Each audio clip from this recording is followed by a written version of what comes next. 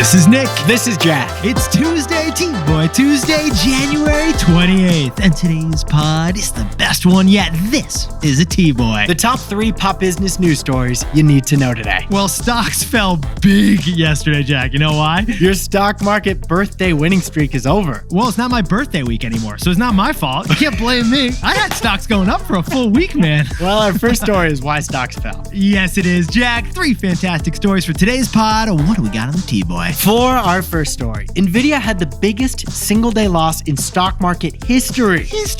Because it was embarrassed by one Chinese AI app. Besties, we'll tell you what DeepSeek is and why it reminds us of Good Will Hunting. Great movie. For our second story, Costco just switched from Pepsi to Coke. So we checked in on the most epic rivalry in business. Coke is finally beating Pepsi, and there is one fun reason why. And our third and final story. Unlimited paid time off was once the ultimate work perk, but now it's the most resented. It's the PTO Paradox. Unlimited is actually highly limited. It feels really constrained in here. But Yetis, before we hit that wonderful mix of stories. Fantastic mix of stories, Jack. All right, Nick, we're kicking off today with a guessing game. I've got the best idea yet box, and inside is the product we're covering in this week's episode. I got 3 clues, and you have to guess the iconic product. Bring it on, Jack. What do we got? Clue number 1. This product was initially made for Thai truck drivers. Was it spicy? Maybe something for your back? Maybe helps out long rides? Decent guess, but no. Clue number 2. It's a drink, but it's better known for extreme sports. Definitely spicy. It's got to be spicy. No, it's not spicy. Once again, clue number 3. It gives you wings. It has got to be Red Bull. It's got to be Red Bull. But Yetis, here's the twist. Red Bull almost didn't happen. And it actually got banned in the entire country of France in the 1990s. But one bold bet and one genius marketer turned this into a billion-dollar brand. Red Bull is now bigger than Chipotle, and yet Red Bull only sells one product. So what's the secret that made Red Bull dominate the world? To find out, you'll have to listen to The Best Idea Yet, our weekly show on the products you're obsessed with. New episodes drop every Tuesday. Click the link in today's episode description. Nick, hold the vodka, because you got to listen to the wild, untold story of Red Bull. Here you go. Oh, thanks, man. Before you dive into that, let's jump into today's T-Boy. Let's hit our 3 stories. Let's hit them, Jack. Cheers. 15 years before this song, 2 boys from the Northeast met in the dorm. They had an idea that caused a cultural storm. It's the best one yet, but the best is a norm. Jack, Nick, that's it. I don't even think they need to practice. 50%, that's a fat tip. T-Boy City on your at-list. If you know, you know, cause we ready to go. We can't wait no more, so just start the show. Start the show.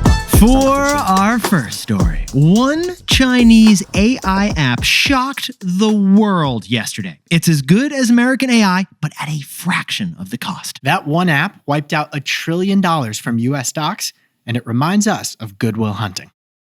Good Will Hunting, great movie. But Jack, in order to tell this story, can you transport us back to the Cold War, 1957? What was happening? The Soviet Union launched the first satellite ever. They did. The first man-made thing to send up into space and have it orbit the Earth. It was called Sputnik. And America was stunned. Ever since we developed the world's first atomic bomb, we had a feeling that we were the technological leaders of the world in all cutting-edge technology. Until Sputnik. And 70 years later, DeepSeek is AI's Sputnik moment. That's right, and those are the words of venture capitalist Mark Andreessen. He just said it yesterday, and it is big. DeepSeek is a Chinese AI chatbot that was launched just last week, but it's already #1 in the App Store. And Jack, what's even wilder than this app already hitting #1? Experts say that China's chatbot, DeepSeek, is just as good as America's best chatbot, ChatGPT. Sit down, stand up, and program that again. Across San Francisco, this was the topic of every brunch conversation, from like the marina to Menlo Park. It's a Sputnik moment. It's a huge wake-up call for the tech sector.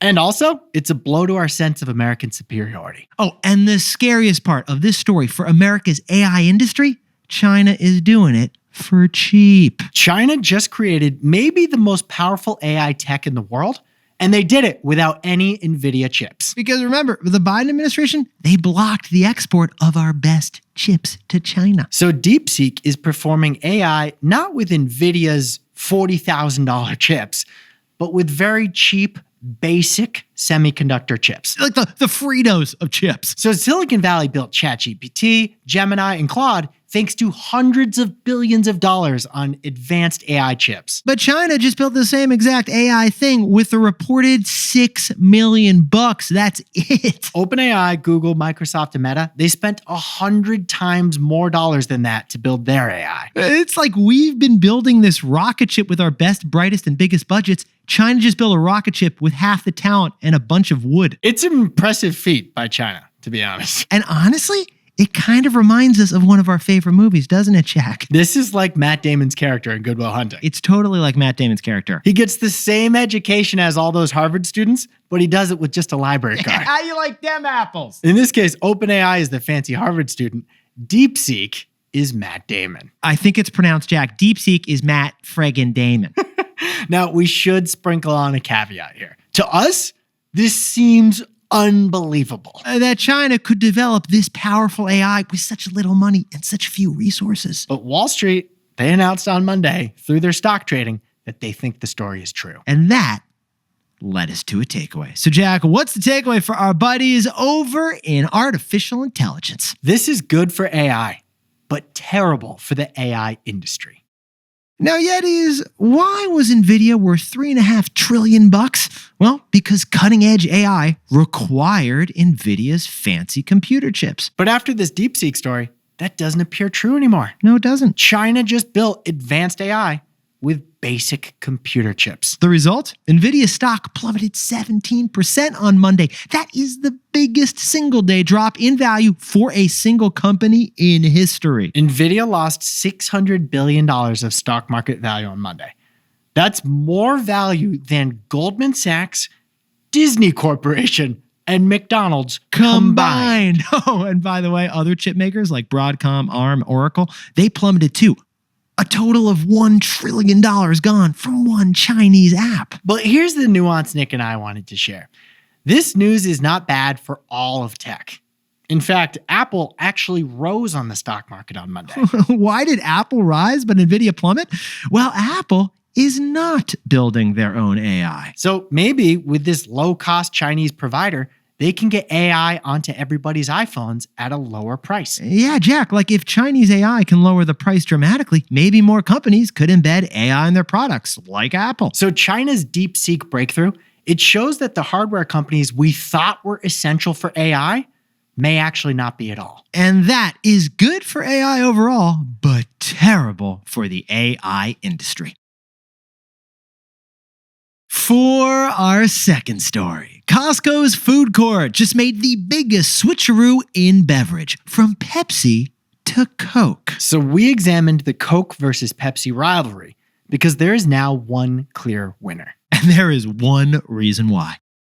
But Yetis, if you were at a local Costco last weekend, you may have noticed some drama over in the food court. It wasn't the chicken bake or the churros or that one person got ran over by the gigantic Costco shopping carts. Those require like a commercial's driver's license. Wide load coming through. No, Yetis, after a decade of exclusivity to Pepsi products, Costco's food court is switching over to Coke. To Pepsi fans, this was treason. It was. This was backstabbing. This was the Benedict Arnold move of beverages. On the other hand, to the Cokeaholics out there, this was redemption. Because the next time you grab a $1.50 hot dog and soda combo at Costco, With a double chunk chocolate chip cookie. it's going to come with a Coke or a Sprite, not a Pepsi or a Mountain Dew. And this is a big deal because, Jack, what were the numbers we discovered on Costco's food court business? It does $1 billion in revenue, which is on par with the entire chain of Shake Shack. That's right. So this is the biggest switcheroo in the beverage industry since Jesus turned water into wine. I think we can legally say that, Jack. Legally, yes. Culturally, maybe not now that I think about it.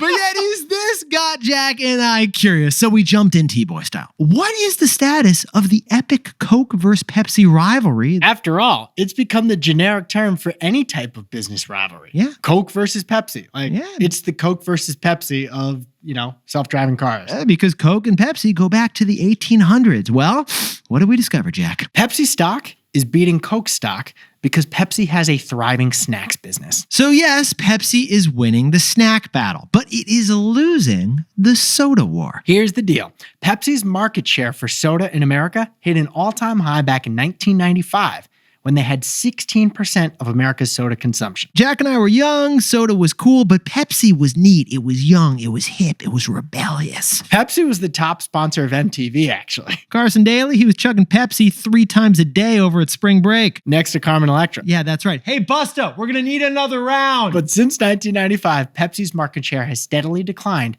Now it's just half of what it used to be. Just 8% of America's soda is Pepsi products. In fact, last year, Pepsi got passed by old Dr. Pepper in a really awkward moment. Meanwhile, for 30 straight years, Coca-Cola has been number one in soda, maintaining a solid and steady 20% of the market. In fact, regular Coke is bigger in America than Pepsi and Diet Pepsi. You ready, Jack? Combined. So now Coke is slow dancing with Costco at prom, and Pepsi is standing in the corner feeling really sad that they even came to the dance. I think Coke and Costco are like making out right now, dude. And why is Coke finally beating Pepsi so badly? Legally, I think we could say that, Nick, but culturally, again, maybe not. I'm 0 for 2, Jack. So, Jack, what's the takeaway for our buddies over at Coke and Pepsi? Remember, the customer is buying you, not your celebrities. Yetis, how has Coke beaten Pepsi for the last 30 years? Well, 2 different marketing strategies explain it all. Since its high back in 1995, Pepsi has focused its marketing on celebrities. It's the brand that hangs out with the cool kids. Yeah, Britney Spears, Michael Jackson, Shakira, Beyonce, Cindy Crawford. Jack, remember the Kendall Jenner drama a couple years ago? I do. Pepsi wishes I didn't. But while Pepsi has focused on other people holding Pepsi cans in their commercials, Coca-Cola's marketing has focused on itself. Right. Coca-Cola ads never feature celebrities. Instead, they always focus on Coke's core value prop. It's refreshing, it's classic, and it's nostalgic. Coca-Cola, it focuses on polar bears, not pop stars. Soda, not celebrities. Santa Claus, not Santa Kardashian. In an industry dependent on advertising, like soda is, Coca-Cola's core strategy won. Pepsi, they tried to be cool by association. Coke just tried to be itself. That's how you win in soda, and it's how you win on the dance floor. That's how Coke beat Pepsi. Hey Yetis, if you're a bestie, take a sec and hit that subscribe button. And like this video while you're at it. If you leave a comment, by the way, we'll read it. For our third and final story, unlimited PTO, unlimited vacation, unlimited holiday. It used to be the ultimate work perk. But we'll tell you why it's all backfired. And we'll tell you what the magic vacation number really is. One sec, Jack. Sorry, I'm just checking the Google calendar here, and it looks like we got a Zoom at 3 p.m., a Slack at 7 p.m., and I think someone was in the Google Doc leaving comments at 2 a.m.? Who is Anonymous Antelope? Frank from Finance. It's him every time, Jack. Yeah, his technology has enabled workers to be always on call. So in response, some companies have adopted unlimited paid time off to compensate for you always being on call. In fact, right now in America, a record number of companies offer unlimited paid time off. That is right. 7% of all employees work at a company with no cap on vacations. Jack, could you sprinkle on some context for us over there, please? 7% is up 7x from 10 years ago, when just 1% of companies offered unlimited paid time off. Oh, if you're telling your parents about this, they don't know because they had to walk uphill 3 ways 12 days a week with 0 vacation, actually negative vacation days. But today, if you work at one of these companies and you're going to Bali with a buddy this summer, you can do it for a month. Or Jack, if you're going to Tulum for 1 week, make it 2 weeks. Oh, put time in my calendar. Sir, your calendar is blocked for the whole month of August. Yeah, because I'm on Block Island. But Yetis, this is what Jack and I find fascinating about this story. The reality of unlimited paid time off is more complicated than you realize. In fact, the more paid time off is offered, the less time people actually take. Yeah, Jack and I call this the paid time off paradox, the PTO paradox. This is insane. Studies show that workers with unlimited paid time off take less vacation days than those with limited paid time off. Wild. And there are 3 reasons why. The first is the reality of working at a startup. Yeah. If your company offers unlimited paid time off, chances are they're a smaller company. But here's the problem. You can't take those 2 weeks in Tulum if you're on the sales team, because at a startup, You are the sales team. You're the only one working sales. Like the whole company will shut down if you're gone. You have the title head of sales, but you're the only one in sales. Okay, so that's the first reason for the PTO paradox. The second reason is reputational guilt. You're simply worried what people will think if you take off too much time. Full disclosure, we've all felt this. Your startup has a hustle culture. Everyone's racing to be first in, last out. You don't want to be the one noticeably still in Santorini. And the third reason you don't take that much time with unlimited paid time off is the approval process. Yeah, you still need manager approval to take that time off, which gets awkward when you're asking. Oh, you want to take 3 weeks off in August? Yeah. Your colleague Danny's only taken 3 days, but okay, I'll approve it. Let's see how that does in your performance review at the end of the I'm year. going to miss a couple one-on-ones. 3 one-on-ones. That's interesting. So it turns out people with unlimited paid time off, on average, actually take 16 days off. We repeat, you could technically take 365 days off, but in reality, you take 16 days off on average. The Wall Street Journal found that 16 days is the magic number that most people with unlimited paid time off actually take. 16 is the magic number, but we've got a better number. So Jack, what's the takeaway for our buddies who are everyone working in America? The best work perk isn't unlimited vacation. It's mandatory vacation. So Yeti's unlimited PTO actually turns into 16 days PTO. But the wildest part, it's that's low from a global perspective. Over in Austria, France, Spain, the United Kingdom, and Germany, all 5 of those European countries have a minimum of 20 days you must take required by law. Now, we know what you're thinking. People in Europe, they don't work as much as Americans, but still, we're talking right now about an unlimited vacation perk that we don't even capitalize on. So the most generous vacation policy in America, in theory, is among the least generous in practice. But one solution to the PTO paradox that Jack and I found, we discovered from working in finance. Mandatory time off. Mandatory time off. Every year, for 10 days in a row, you had to take vacation if you worked at a bank. Yeah, we were working at banks and we weren't allowed back in the building. You had to take time off. It was mandatory. Now, that was partly so the workers wouldn't get burnout, but also partly because your bank went through your computer while you were gone to make sure you hadn't set up some kind of a Ponzi scheme. Yeah, I wanted to double check you weren't Bernie Madoffing the whole division over there, Jack. Still, 10 days of mandatory paid time off set a minimum that nobody would feel guilty taking off. Besties, right now, most of America has a maximum number of vacation days. But maybe, just maybe, we need a minimum number of vacation days, like in banking. Americans need more vacation. Unlimited vacation doesn't solve that. Mandatory vacation might. Jack, could you whip up the takeaways for us for TBOY Tuesday? DeepSeek is China's world-class AI app, and it's a goodwill hunting moment for the AI industry. DeepSeek crushed the US stock market. It's actually good for AI overall, but it's terrible for the AI industry. For our second story, after 10 years of only Pepsi products in the food court, Costco is switching back to Coke. Coke is beating Pepsi because customers buy your product, not your celebrities. They want to be friends with you, not friends with your friends. And finally, unlimited PTO is very limited in practice due to guilt, hustle culture, and the realities of working at a startup. But the best work perk, it isn't unlimited PTO. It's mandatory PTO.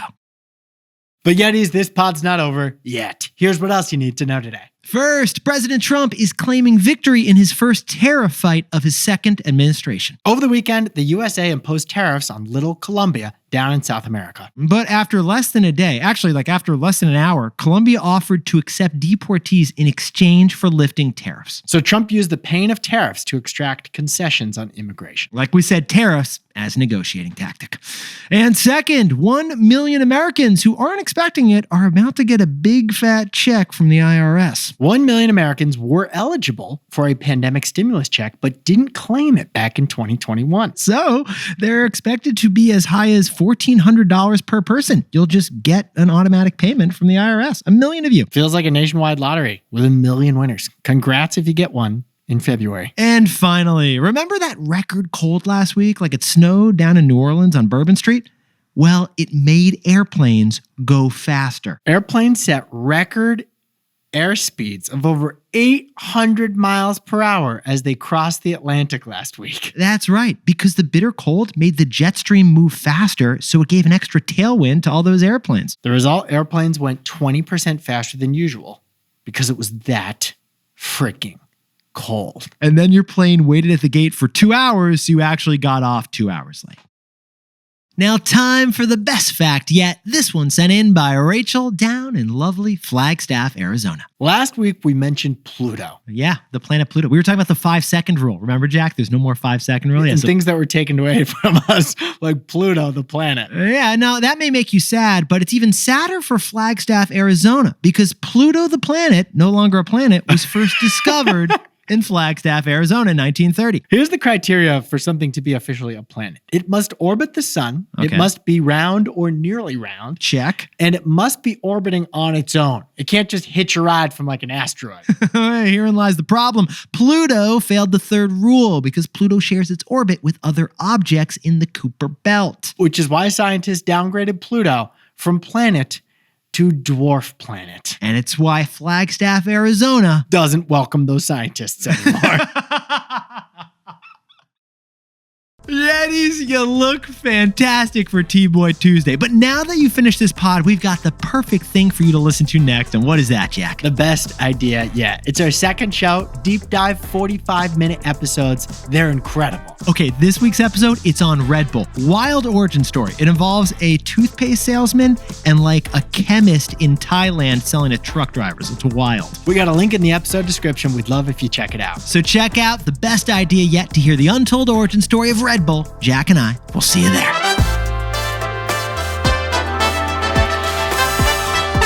And before we go, a happy birthday to legendary Yeti Sarah Zuccaro in Los Gatos, California. Also, she just earned her California life and health insurance license. Congrats. Fantastic. Happy birthday to Valerie in Rockford, Michigan, just outside Grand Rapids. And Trent Wiska is turning 49 years old in Greenbush, Minnesota with the best birthday yet. Happy birthday to Kamal Khan in Novi, Michigan. And a shout out to Marcus A. in Dallas, Texas, who wants us to record a hotline episode on financing for parents. Comment in this episode if you agree. Maybe Jack could whip one of those up. Wow, that's not a bad idea. And get this, Jack. Danny Goal and his wife Candy love Reese's so much that she got a Reese's barcode as a tattoo on her neck. And if you scan it, it comes up as Reese's. Does it really? It really does. It really does. Glad you guys liked the latest episode on Reese's from the best idea yet. I know Candy did. Candy absolutely did. And to anyone else who's celebrating something today, make it a T-Boy. Celebrate the wins.